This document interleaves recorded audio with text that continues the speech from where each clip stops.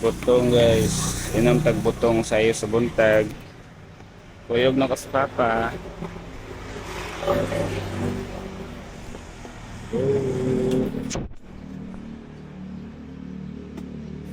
Good morning.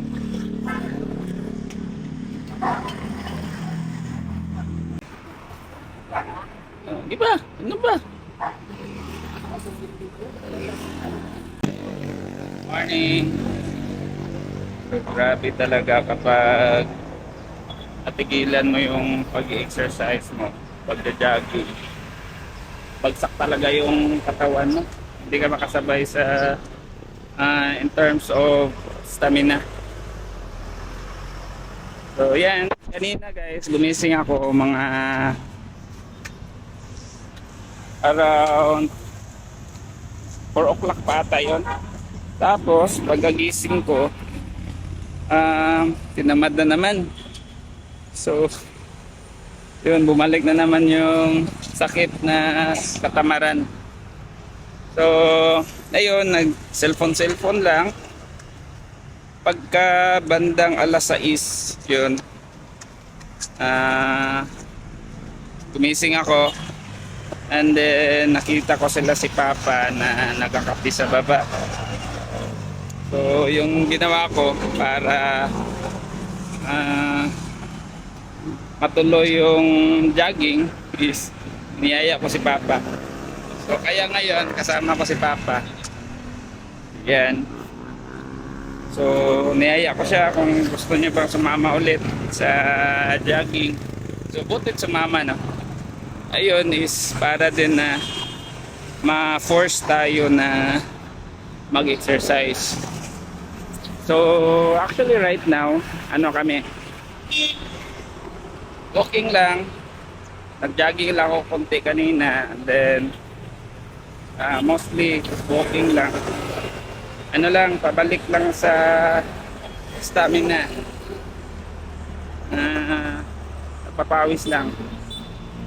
So pauwi na kami. So na siguro estimated ko mga 7 to 8 kilometers lang yung walking namin. So good na yun, 'di ba? So actually for the past siguro mga 3 weeks hindi ako masyadong nakapag-jogging. Gawa nga ng nagkatrangkaso tayo. Meron tayong tipon tsaka ubo. So ngayon actually meron pa rin. So ginagawa ko na lang is to nagpapawis lang ako para mailabas ko yung klima sa katawan. And ayun, effective naman siya kasi paunti-unting gumagaan yung pakiramdam natin. So plan ko siguro mga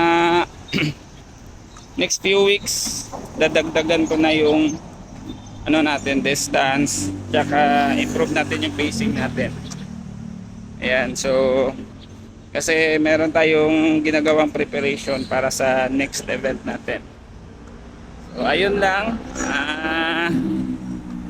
sa ngayon naghahanap kami ng malunggay pandesal. Nindot tayo mang gibuhat, Clay. Save tag dog food ana. Mochi pa daw si Mochi.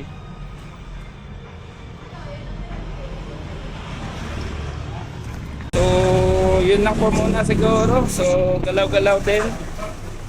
Gumising na kayo dyan, mag-exercise kayo, magpapawis kayo. Ayan, tapos back to work na. Ayan, o. So ayun lang. Thank you for watching. See you on my next vlog. Ciao, bye.